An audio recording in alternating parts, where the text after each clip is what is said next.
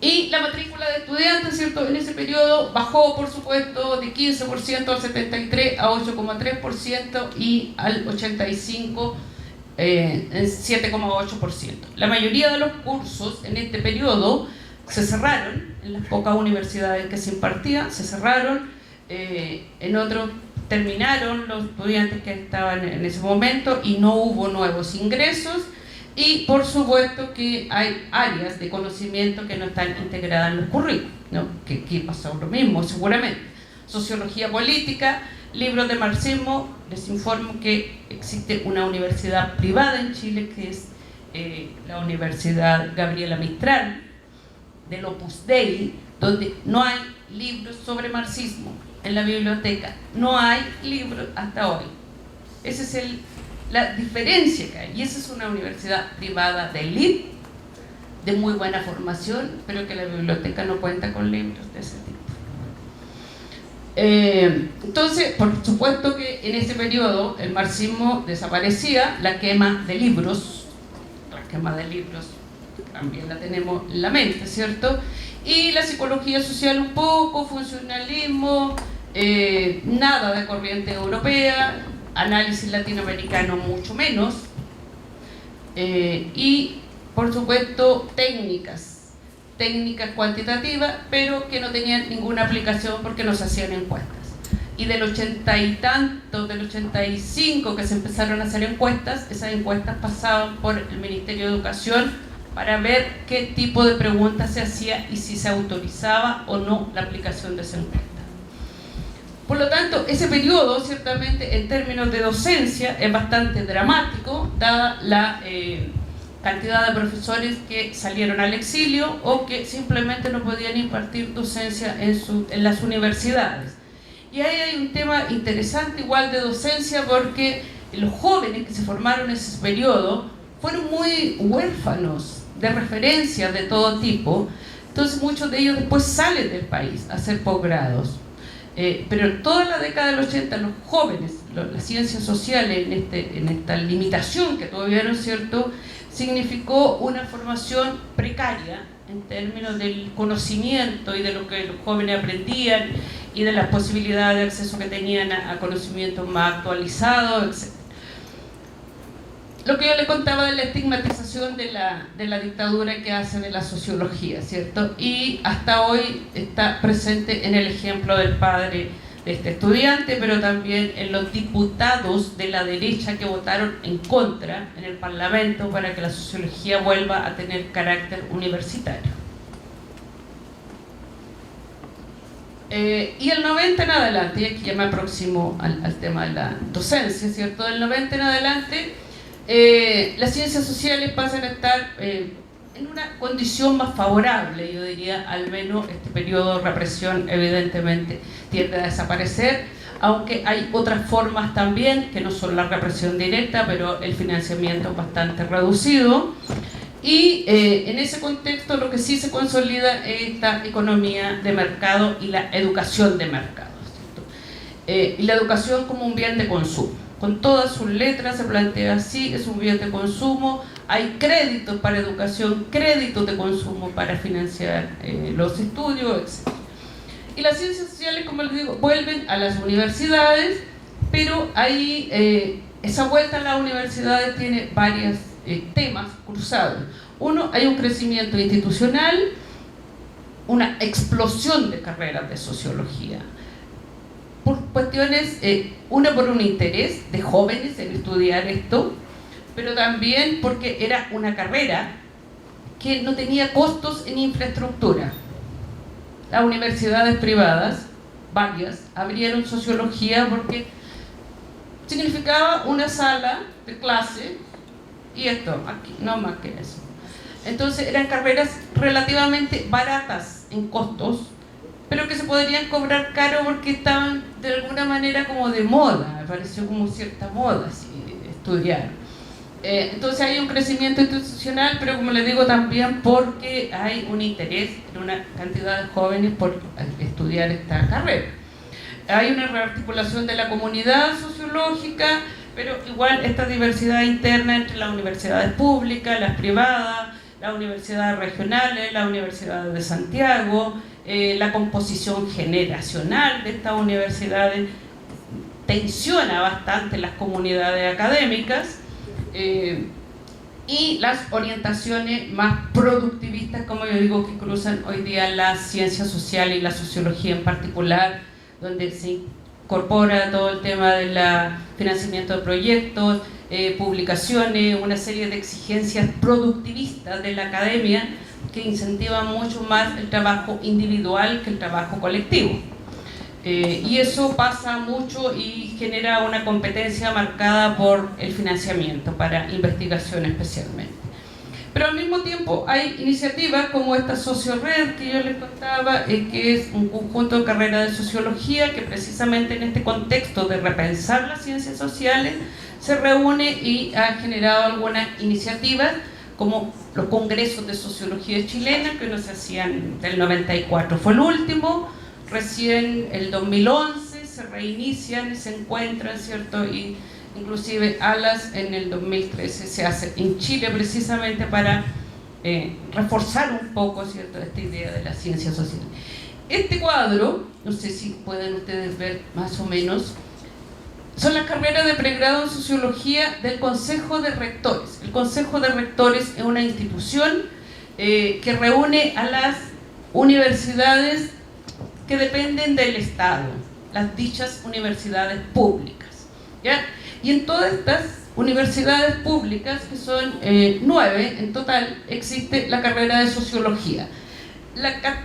Están las públicas, la católica que aparece ahí también, ¿cierto? Las dos católicas hacen parte de este consejo porque son las tradicionales. Hay una clasificación que yo no voy a entrar ahora, pero que de la Universidad de Chile y la Universidad Católica son las únicas carreras que existían antes del 73. El resto de universidades son todas carreras nuevas, post-90. Por ejemplo, el 2003, solo un ejemplo de este crecimiento, el 2003 en Valparaíso se crean 4 carreras nuevas, 4. En marzo del 2003 se abren 4 carreras en una región, 2 públicas y 2 privadas. Y después están el conjunto de universidades de carreras privadas, ¿cierto?, que se imparten hoy día en Chile, que en total son 16 cursos a lo largo del país. Y estas son las universidades privadas, que yo les digo que algunas tienen dependencia, como la Católica, la Cardenal Silva Enrique, o la Academia de Humanismo Cristiano, que tienen en su origen, en su formación, un apoyo de la Iglesia Católica, y que se crean después como universidades, pero que son centros de investigación durante la dictadura, o que son organismos no gubernamentales, centros de estudio, etcétera, que después llegan a configurarse como universidades y que imparten la carrera de sociología. Un dato cuantitativo del costo, si ustedes miran en la columna, la última de la derecha, el arancel, lo que cuesta una carrera de sociología anual, lo que un estudiante paga anualmente por estudiar sociología, es 2.200.000, eso sería el caso de la academia. A ver, voy a buscar la Chile. ¿Cuánto paga un estudiante de sociología en la Universidad de Chile? Son como $4.500 mensuales. Calculen ustedes para reales. Mensuales. Oh, no, perdón, anual. La carrera dura 5 años. Perdón, no. Anual.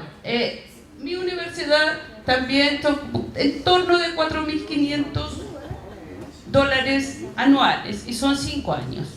¿Sí? Queda eso en reales. ¿Cuánto puede costar aquí? Aqui em Porto Alegre, custa em torno de R$700 a mensalidade. ¿Isso quantos dólares? Vai em torno de $200. E isso é mais caro? Não, é um curso de licenciatura. Uhum. Não, mas isso aqui é licenciatura e o título profissional. Toda a carreira de sociologia tem. Licenciatura na América Latina acho que é diferente.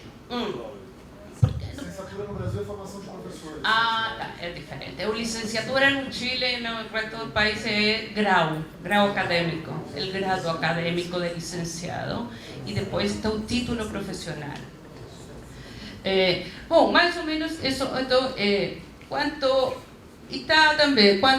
pode ter de salário no quarto ano de titulado um sociólogo, certo? A procedência, aí onde estabelecimentos subvencionados, a maioria, se vocês olhem aí, a maioria das, como, excepto a Pontificia Universidad Católica, que tiene un porcentaje muy inferior al resto de las universidades de estudiantes que provienen de la educación subvencionada, de este nivel intermedio. Por lo tanto, del 70, casi el 80% de los estudiantes de la Católica viene de la enseñanza absolutamente privada. Y esta es la estratificación que yo les comento en los cursos de sociología, ¿cierto? La mayoría, mi universidad, en el caso de la Universidad de Valparaíso, también casi el 80% de estudiantes de esos colegios. La diferencia, depende de la universidad, varía para arriba o para abajo, ¿cierto? Pero los estudiantes de los colegios municipales son los que tienen menos acceso. Hay una serie de datos que yo no voy a parar. Ahora están todas las universidades, están los ingresos mensuales, ¿cierto? Por los titulados en el primer año hasta el quinto año. En el primer año, un titulado, al 2014 al menos, no, a octubre del 2015, un titulado ganaba, son $100, $1.000, más o menos, $800 en el primer año de formado, ¿sí? $800 promedio. Sí, eso como va con Brasil. Hasta un quinto año de empleo, ¿cierto? Ele pode ganhar o dobro de eso. Aí tem vários dados que insisto não passar. Titulados, que talvez não sei como é o caso do Brasil. Até 2014 se titularam 496 sociólogos. 496, não sei qual é o número que vocês têm acá. É uma matrícula principalmente feminina, apesar de que geralmente aparecem muito mais os sociólogos do que as sociólogas. Mas é uma carreira que está bastante feminizada, eu diria, em termos de ingressos, certo? Dura, em média, 10 semestres, tempo de formal, mas os meninos acabam se titulando em 13 semestres, que são quase 6 anos e meio, 7, até 8. Isso é o tempo que demora em se formar um sociólogo no Chile. Esse tempo sigue pagando, ¿eh? Sigue pagando. Depois tem matriculados, aí que está matrícula, por exemplo, até o 2015 a gente tinha em todas as universidades 3.418 estudantes. Essa é a matrícula, o registro de matrícula de 3.500 e isso vou passar porque são dados. Vamos para a década de 90.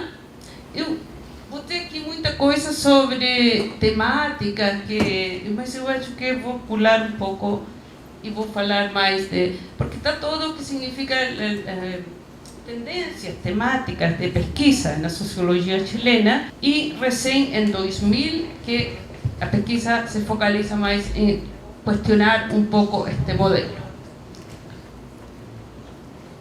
Vamos, aqui. Eu falava que em 91, certo, havia 5 carreiras de sociologia e hoje temos 16. De 91 até 2016 temos 16 carreiras. 91, 360 sociólogos se estimava que havia no país, e 35% se dedicaban, estaban inseridos en un mercado laboral más en instituciones independientes, un 25% su trabajo en centros académicos, y otros 15% se dedica al marketing, debería decir, empresa privada, y apenas en ese periodo del 90 un 10% el Estado. Hoy día el 45% de los sociólogos y sociólogos sociólogos chilenos trabaja en el Estado, en diferentes niveles. Mucho menos en academia, porque no tiene lugar, porque exige altísima formação académica para ingresso, certo?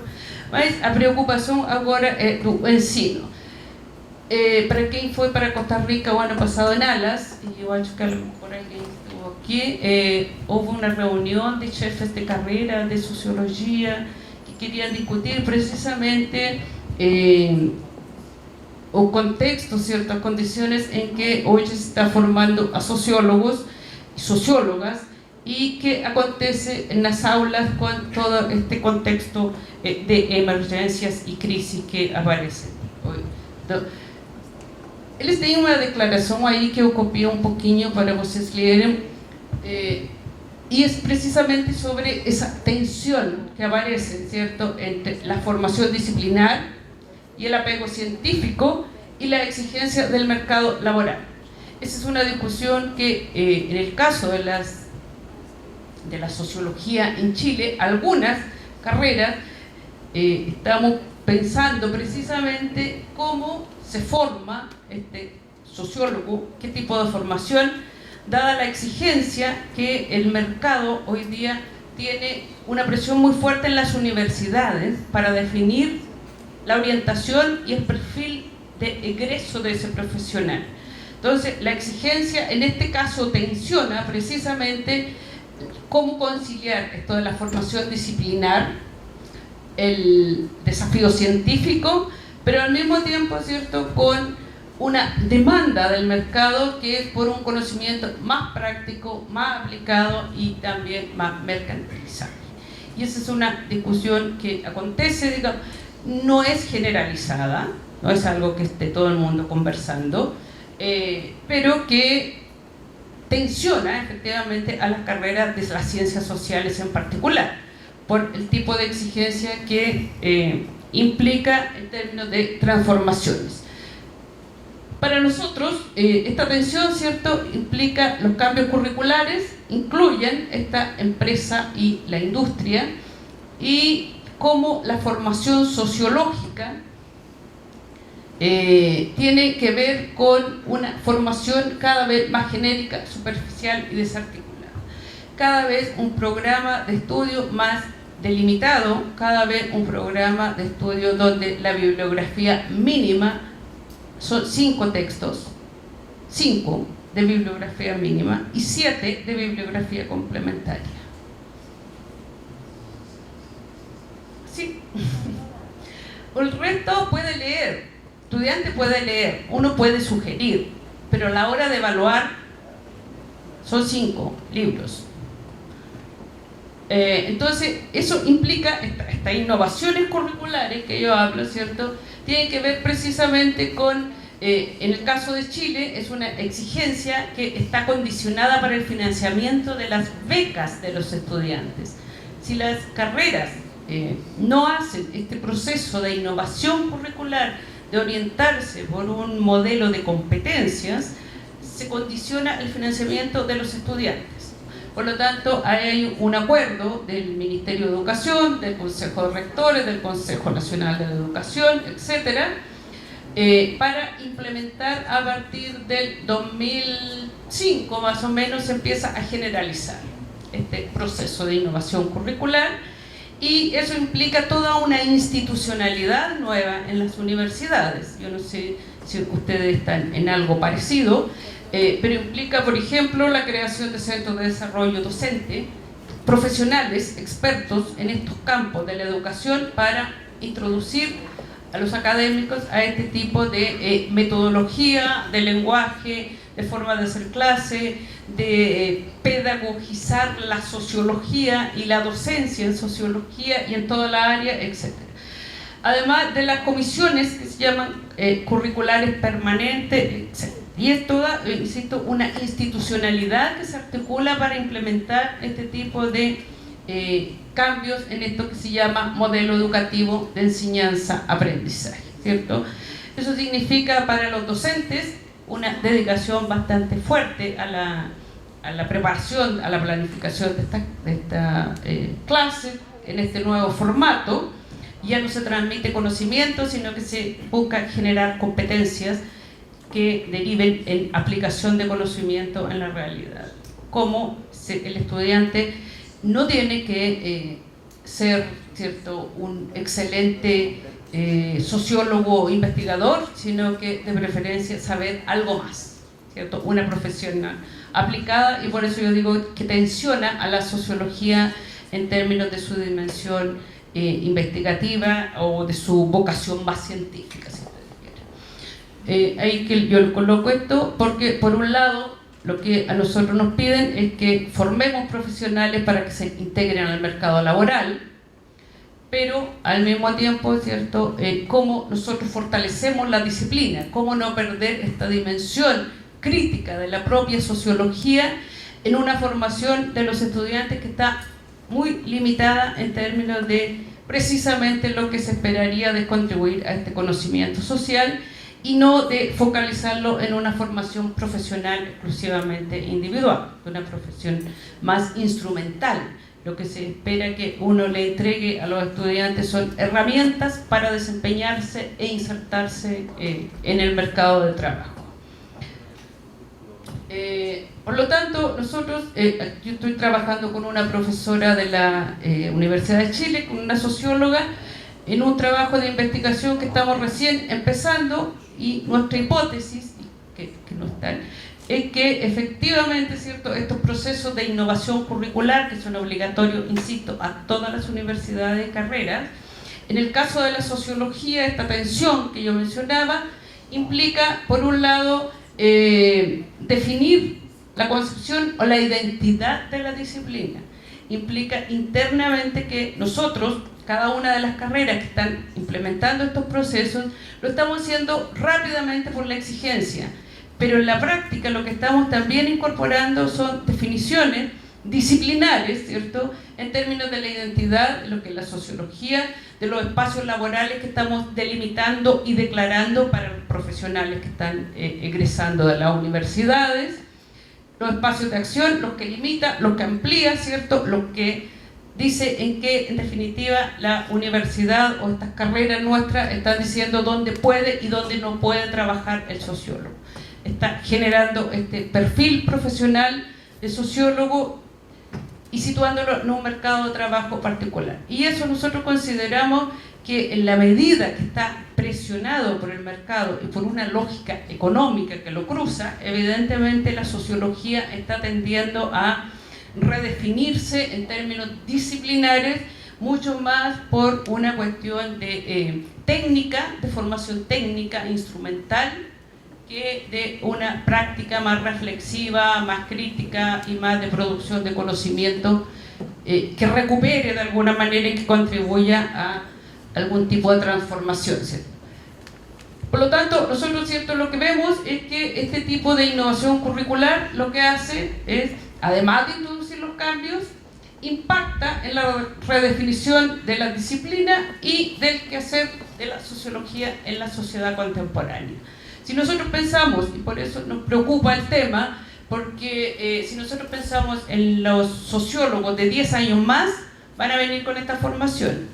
Y ahí vamos a ver al menos qué tipo de sociología hemos ido construyendo y qué perfil de sociólogo del futuro estamos construyendo en esta urgencia y presión que tenemos de redefinir, ¿cierto?, la formación y el perfil y las competencias y todo este lenguaje que yo les digo que se ha introducido en la educación superior. En torno a la redefinición de la disciplina, que nosotros creemos que tiene ese impacto, efectivamente, ¿cierto?, cómo se modifica la comprensión y la definición de la propia disciplina. ¿Qué es la sociología en ese contexto de transformaciones, principalmente orientada a la inserción en el mercado laboral? ¿Cómo la disciplina responde también a esta demanda externa, ¿cierto? ¿Cuáles son los campos de estudio y campos de acción profesional que estamos definiendo en el mercado de la educación superior y del mercado laboral, donde nos situamos como sociólogos? Y en el caso de la formación, como yo les digo, también implica evidentemente que está cruzado mucho toda esta discusión por el tema de la calidad. ¿Qué es la calidad? Yo comentaba al inicio tenemos muy poca información cualitativa de la calidad, y es mucho más una medición cuantitativa de tiempo, de años, de estudio, de cuánto abandonaron el primer año, cuánto, etc. ¿Ya? Y donde efectivamente los académicos, en este caso nosotros estamos trabajando con los académicos para ver cómo sus prácticas docentes se modifican también en este tipo de escenario. Voy a dar dos ejemplos de cómo esta introducción no es aleatoria ni es tampoco exclusivamente de a lo mejor otros países o de Chile, que está más avanzado en eso. Un ejemplo es que lo que yo les contaba de la bibliografía mínima. Yo tengo una colega que trabaja en una universidad privada muy restricta, y ella me decía que en su bibliografía ella daba teoría sociológica clásica. Entonces, en algunas universidades tiene que ser obras publicadas en los últimos 5 años. Pues bien, ella citó, por supuesto, era teoría sociológica clásica, tenía a Weber, a Durkheim, etc. Por lo tanto, la directora la llamó para decirle que esos libros ya no eran actuales. ¿Entienden la lógica de la? Ese es un ejemplo, y pasa, no lo estoy inventando, eso pasa y pasó con esta colega. Y otro texto que yo leí hace muy poco, que es de un sociólogo, un profesor emérito. Entonces él relata en ese texto precisamente que estos estudiantes de arqueología, etcétera, en el College de Londres, están autorizados para salir cuando la clase del profesor los perturba. Son los temas que él llama sensibles. Entonces él cuestiona precisamente el sistema de educación en Inglaterra, porque lo que dice en el artículo es que hay una serie de normativas en algunas universidades donde se censura el contenido de las clases o la forma de hacer clases, o esto que él llama, ¿cierto?, de las materias perturbadoras. ¿Ya? Por lo tanto, si el estudiante está permitido salir de clases si él considera que el tema que se está tratando lo perturba, lo trauma, le genera algún tipo de angustia, etc. Entonces, proteger a los estudiantes de temas que se consideran sensibles, dice él, es algo que está ganando rápidamente ascendiente en la vida académica. Es un artículo de 2 semanas que está publicado por ahí, y él dice, bueno, conversando con él, sigue después y comenta el caso de un profesor que estaba dando una materia sobre el Holocausto, y un estudiante lo interrumpió y le dice, profesor, yo no vengo aquí para que usted me cuente la tragedia del pasado. Entonces él dice, bueno, este profesor efectivamente ya relata mal la experiencia, pero los estudiantes tienen el derecho de reclamar si ellos se sienten que la materia efectivamente los puede. Entonces, su colega responde, ¿cómo no impresionar a un estudiante frente a un tema de eso? Efectivamente, ¿cierto? Pero les digo esto porque efectivamente pareciera que nuestras universidades están en ese proceso regresivo. Vuelvo a la innovación. ¿Cómo se implementa ese proceso? Porque tal vez ustedes, ojalá que no, pero es donde se parte por una acreditación, por una evaluación de las carreras. Hay un Consejo Nacional de Acreditación, insisto, hay toda una institucionalidad en la educación superior que es relativamente reciente. Diagnóstico del mercado laboral del área, eso es clave, para posteriormente definir la demanda de este mercado laboral y poder establecer los perfiles de egreso, las competencias que va a tener este estudiante, cómo las va a aplicar esas competencias y dónde las va a aplicar. Todo eso hay que decirlo. El plan de estudio, a partir de eso se genera un plan de estudio, ¿cierto?, en relación a ese perfil. Eso que dice ahí, SST, son sistemas de créditos transferibles donde se cuantifica en el número de horas que el estudiante va a dedicar a determinado curso, y permite la movilidad estudiantil. Ese se supone que es el objetivo, ¿cierto? Y después hay un diseño de asignaturas, en general bastante estandarizada, con los contenidos mínimos, los resultados de aprendizaje, etcétera, etcétera. Todas las asignaturas tienen que tener el mismo formato. Yo no sé si ustedes logran ver ahí, pero fue lo mejor que conseguí, demostrar lo que es un programa de cómo se deben formular, ¿cierto? Sesión por sesión, clase por clase, resultado de aprendizaje. ¿Qué va a aprender el estudiante en esa clase? ¿Qué contenidos voy a trabajar? ¿Qué metodología voy a utilizar? ¿Qué va a hacer el estudiante en esa clase? ¿Qué procedimientos o instrumentos de evaluación voy a usar? ¿Cuáles son los recursos didácticos? ¿Cuánto tiempo de horas de clase yo voy a hacer? ¿Y cuánto tiempo necesita el estudiante? Y finalmente hay un grupo de estudiantes que se llaman mentores que acompañan, ¿cierto? ¿Y cuál va a ser el rol en el caso de que la asignatura tenga? Eso, clase a clase, hay que desarrollar. Ese es el modelo, digamos, que se estandariza en términos de lo que estos procesos imponen, ¿cierto? Estudiantes competentes, yo digo, y profesores incompetentes, porque lleva al otro tema, que es precisamente las prácticas docentes. Los sociólogos o los cientistas sociales no tenemos formación, al menos en Chile, en pedagogía. Entonces, claro, vamos más por la disciplina que por la docencia, ¿cierto? Pero eso implica, como dicen los estudiantes mismos, esa frase lo dicen ellos, ¿eh? Saben mucho, el profe sabe mucho sobre el tema, pero no sabe enseñar. ¿Ah? ¿Cómo? La misma cosa. Bueno, lo que no puede ser la misma cosa que pasa lo que Chile está haciendo. Cambiar, por tanto, un foco es mejorar, ¿cierto?, esta calidad a través de la práctica docente. ¿Qué fue con eso? Formar profesionales, pedagogizar la docencia en la educación superior, capacitación, formar, ir a cursos, gestión universitaria, de nuevo estos dispositivos que las universidades tienen para apoyar este tipo de innovaciones, que por supuesto tienen sus conflictos, sus tensiones generacionales muchas veces, porque profesores que tienen una formación más tradicional, digamos, ellos están mucho más orientados al contenido, a los objetivos, que a estas nuevas prácticas.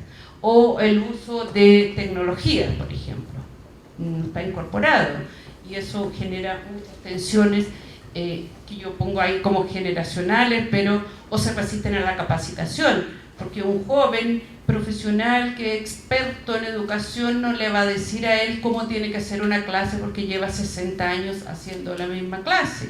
Cuestiones de ese tipo están muy tensionadas en lo que la docencia, ¿cierto? Y la otra, que es la docencia versus investigación. Hacer docencia en la universidad no es rentable en el sentido de que no tiene ningún valor simbólico adicional para nada. Al contrario. Entonces hay una tensión también en eso, ¿cierto? O contradicción entre el profesor investigador, el investigador individual y el profesor que, si no tiene investigación, tiene que hacer más docencia.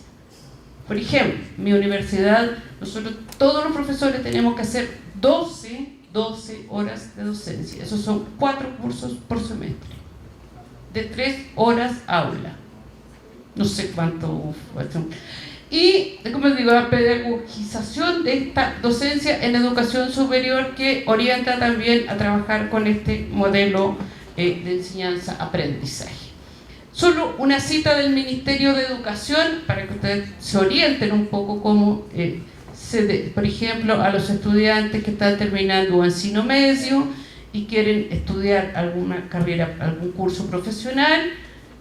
Eso aparece al inicio de la página.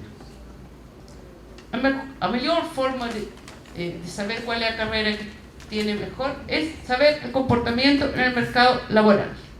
Por lo tanto, tiene que saber la empleabilidad, la posibilidad de conseguir un trabajo remunerado después de titularse y los ingresos que obtienen los profesionales y técnicos. si tiene vocación, si le interesa, si esa carrera tiene algún servicio, si tiene una dimensión social, da lo mismo. Esos son los criterios que el Ministerio para los jóvenes que terminan enseñanza media, o ensino medio, ¿cierto?, recomienda. Y de eso, de ese tipo de citas que está ahí, estamos llenos. ¿Cómo la enseñanza de la sociología se sitúa en y responde al mundo